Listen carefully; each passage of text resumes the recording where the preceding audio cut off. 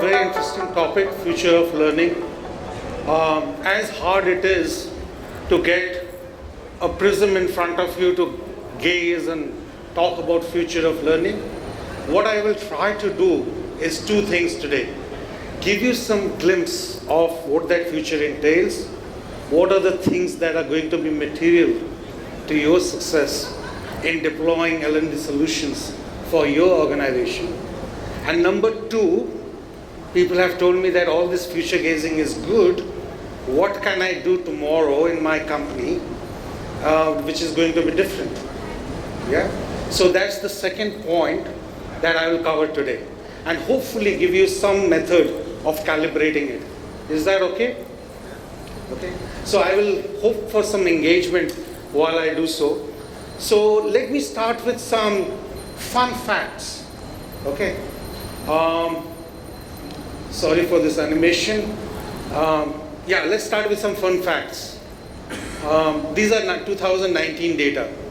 And while some interesting data is out there, I want to talk about the fact that goldfish now has more attention span than humans. Interesting. Okay. So we have to deal with this, haven't we? As L&D professional, you're now dealing with goldfish in your organizations. Okay, so just keep that in mind. Now, I want to ask one question before you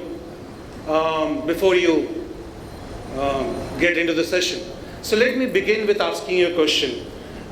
You have deployed multiple tools, LMS solutions, etc. in your organization. Which are the top three you think that employees use in your organization as learning tools? Google, top three, so in that sequence.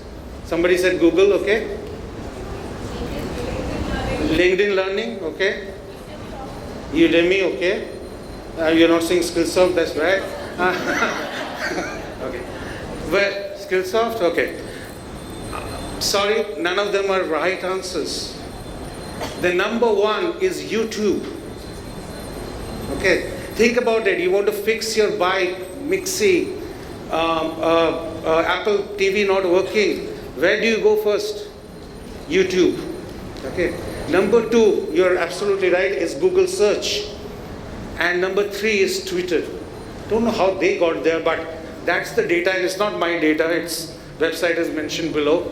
So that's it. The point that I'm trying to make is that learning has become largely informal. Learning is based on curiosity of an employee. Learning is based on tactical work in the flow. When you have a problem, you want to learn about it. You don't want to learn things which are not material to you, which are not of relevance to you, which is not of use to you on an immediate basis. And even if you learn things which are not of use to you, if you don't practice within next 40-45 days, you will not retain anything more than 10% of what you learned. These are statistics. These are not me. These are just, we all know these are things. As a result of this attention span and the fact that he is using more and more different tools, you can see that people in your organization are spending less time on learning. Less than 1% of their time is focused on learning and development. They are, of course, overwhelmed with data. When you do a YouTube search to fix that, I was talking to somebody about that mixie, it takes more than 30-40 videos that come up. By the time you can even filter down to your model, which is what you're looking for, you know, you realize it's a US model or a UK model, it's not an India model. The person who is speaking is now in French and not in English and blah, blah, blah. It takes you at least 30-40 minutes to even get to the relevant content, right? And even then you don't know whether he is a subject matter expert, has he done it before, is it really the right way of doing it, etc., etc. So you see, the amount of time we waste on information is very high. We are also distracted. Constantly in our mobile we are getting new information. WhatsApp is throwing new data, surveys, etc., etc. Plus there are vendors like us who are also coming and presenting and confusing the hell out of you what you need to do. Everybody is asking for you for money to be spent, right? And Secondly, your users are impatient. You saw Goldfish example. They want something nice, easy, cool, and something which they can relate to quickly. Okay, they don't have time for navigating your complex LMS systems and stuff like that. Okay, I'll talk about that a little later, the LMS system. At the same time, and I don't want to spend, I have 20 minutes, so I don't want to spend on how world has changed. You all know it, whether it's the way you commute, the way you order food, the way you do everything has changed. And largely all of this has been based on technology and software predominantly. So these are disruptions that are happening. The point that is to note on this disruption is three things. And if these are the three things you want to remember is, number one, 27% of the executives rate digital transformation as a matter of survival of their organization. Okay, at executive level.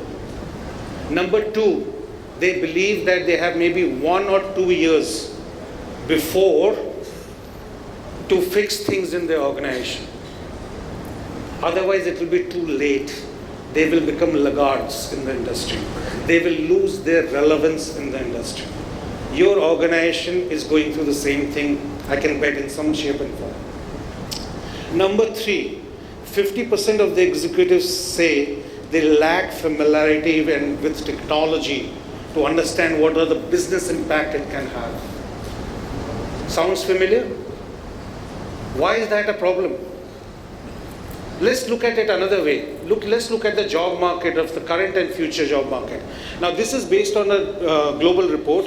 What they did is they scanned through multiple openings that come in the Glassdoor report, and then they combined the report to look for what are the kind of skill set and what are the biggest issues that they're facing. So this is about 10,000 sample data. And they said that skill gap in local markets like India, for example, is growing. So there is unemployment on one side and there is a skill gap on the other side. Many of them don't understand what is the opportunity they have with the learning that they have got, what kind of opportunities exist in the market. At a leadership level, they don't understand technology very well. So they're struggling to grapple with technology. And in the global market, China is trying to retain their own talents. There are H-1B visa restrictions coming up. There are a huge number of global talent is becoming a more an issue. And lack of flexibility in hiring and firing. Because there's a complex process of firing in HR organizations. There's a complex process of hiring. It is not very flexible and aligned to business. These are some of the common challenges and the future of job markets that comes out. Let's go through some quick data. Why do you think leaders are struggling with technology? Because there's just too much of it. Isn't it? I know it's a bit of a hard read, but just try reading some words out there and you will know that there's so much to learn. There's just overwhelming. Deep learning, Internet of Things, trusted device, edge computing, cognitive computing, prescriptive computing, quantum computing, autonomous vehicles, autonomy, this. I mean, come on, give me a break. I mean, there's just too much of technology to learn, isn't it? And the people who know this technology don't know what are the business models that can be used for. And then there is a bigger problem. Your average executive is above the age of, I don't want to make a guess, 40, 50, typically. Here is the problem. Anything in the world that we're born with is considered normal and ordinary. Just as a natural part of the way world works. Think about your childhood. The technology that you were born with, it was very familiar to you. Anything that was invented between 15 and 35 is new, it's exciting, it's revolutionary. You can probably learn it and you can even build your careers on it. But anything that comes after this is against the natural order of things.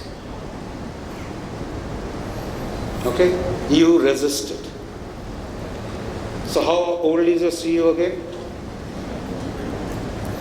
And how quickly is he going to learn? His first natural impulse will be to resist. You have to grapple with that. Okay.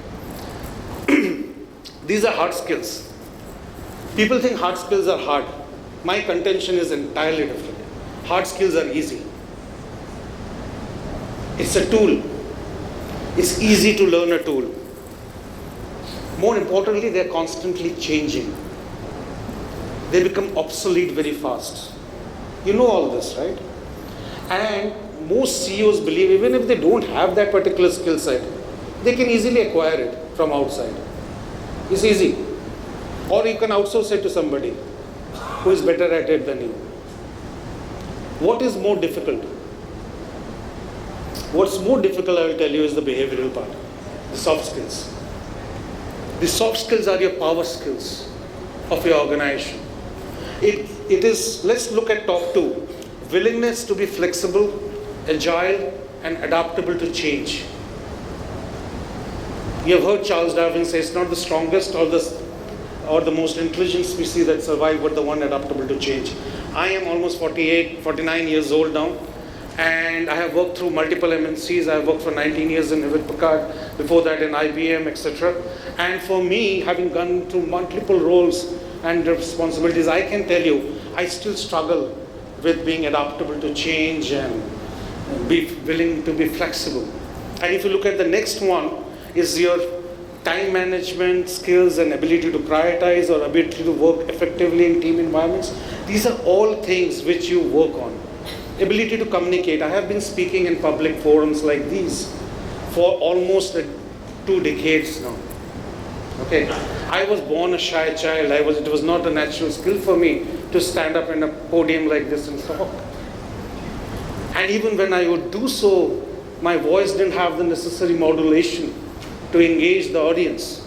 I had to work on those. I had to stress on few things and not stress on few things to become an effective communicator. It wasn't easy. It took me years to understand that.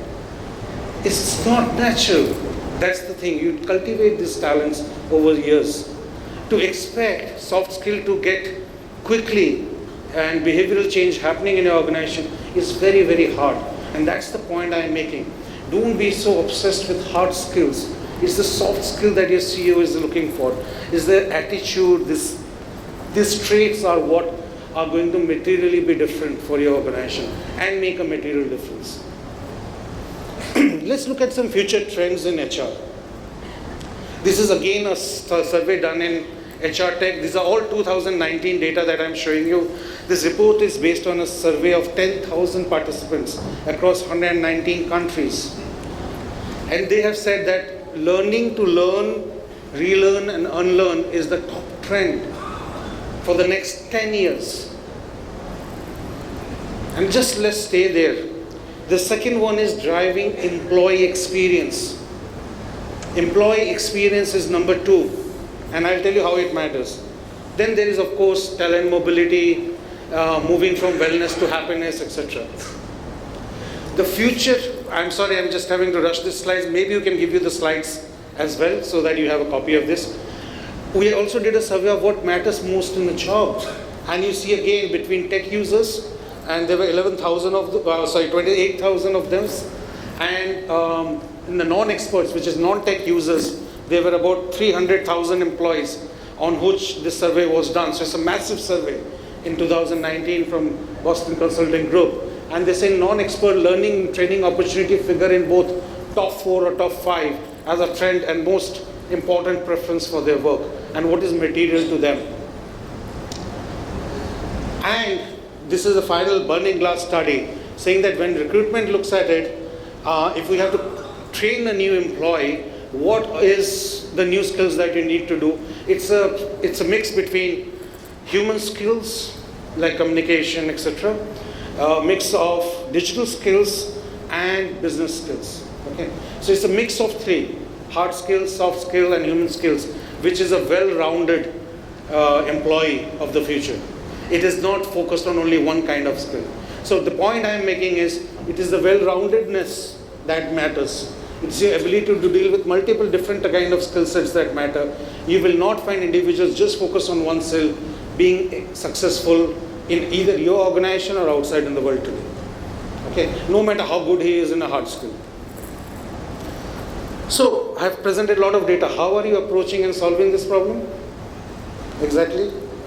So you can see that the tactics used to cover the skill gaps are, let's acquire talent from outside. That's the first one, people said. Is it a good idea? Not a good idea, because it takes 1/6 the cost of hiring somebody from outside than to upskill or reskill your own people. Okay. By the way, I have not created any of these charts. I have just used different surveys and reports, so it's not. Okay. And is it important? So companies are today, CEOs in their narrative to stock market are spending more time talking to their stock analysts and their shareholders about how they are going to invest for talent. So if your CEO is not getting you the money, or the CFO is not getting you the money, show him this chart, please, because that's how shareholders are evaluating whether the company is built for the future or not. So if you look at, in summary, skill gap is growing, digital transformation is now a matter of survival, learning needs are changing, future skill development is a well-rounded individual, and the business relevance matters. People have talked about micro-learning, bite-sized learning, all that have been done, but is it relevant to your business? That is what matters. So let me talk about some of the things you can take away, now that I have only 3 to 4 minutes left. The key design consideration for building a learning path for your organization must entail these parameters that I'm showing in the screen. I'm sorry for the shortage of time, but I would have loved to explain each one of you this entire thing. But one of the things I want to focus on is that many of these things are delivered through learning experience platform. So let me take a minute on that one. You have got something called as learning management system. That is a system of records. Companies build monolithic architectures and systems and processes in the past era, before digital revolution started or the digital transformation started, as a way of system of records that was predominantly meant for the admin and the end user within that organization. What changed in the last 10 years is that people stopped investing money on that. They were already built. The new age companies, the ones that have transformed your experience, were those guys who built application not for system of records, but for system of engagement. And the system of engagement is what you see when you use banking system on your mobile payments, Uber, Zomato, etc., all of that. So Gartner says that 80% of your fund should be now directed towards building a system of engagement rather than building a system of record, which was just for back-end purposes. This is this engagement that drives the platform. And we have a platform called Percipio. We don't even charge for it. So if you take content from Skillsoft, the platform is available free. And that platform enables learning experience and many of the features that you see in this list. Something to consider while you are doing this planning. What we have done within that platform is to say that, we will not give you that YouTube problem of 30-40 video selection. We will not tell you that anybody with a handheld camera has put a content there. What we are going to do is we are going to curate it. And this is a sample of the curation we have done for leadership and your leaders in general, which contains variety of things, including familiarity with technology, digital mindset, innovation mindset, etc., etc. for a modern leader. But it is not only that. Look at the amount of effort it goes to create one journey. This is a sample journey of a tech users moving from data analyst to data scientist. Curation is the key, because there's just too much of content which I showed you, and he doesn't have time. Now, if you have to take back something, what do you take back? So let me give you a 12-step process of building the right L&D program for your organization. Start with availability. Ensure that it's available in all devices, all 24/7, accessible. It has things like curiosity-based learning. You can do voice search, you can Google it, just like you would do any Google search, like YouTube. So an app which you can open, search, type. Voice is important. Voice is becoming the new technology which is being used increasingly. Ensure that your C-suite gets learning too. Ensure that your primary goals are on formal and informal learning. Informal learning through curiosity, formal learning through aspire journeys, curated paths which lead to a business outcome which is important and measurable and has a material impact on your business outcomes that your leaders are worried about, whether it's revenue growth, cost, etc., etc. So that's what you need to focus on. Ensure that there is a fair amount of assessment and continuous checking, that there is a continuous learning opportunity built in. Use data to measure success, to measure. If you can't inspect, you can't expect what you don't inspect. It's as simple as that. Okay? Think about the variety of expertise level. Measure, improve, recalibrate. It's a continuous process. And make learning a culture in your organization. I'm sure many of this you have heard before. I'm just putting it together for you. So do invest in future, because that is how your shareholders are measuring you. And I have just put this in the top 6. People say top 5. I didn't find it necessary to just focus on 5. So I put 6 there. Continuous learning, have a strategic partner, use that comb-shaped design principle that I showed you, focus on the learning experience for both informal and formal, invest in the right platform and measure, and create a safe place for your people to learn finally, where they are not worried about their data being stolen and used, etc., etc.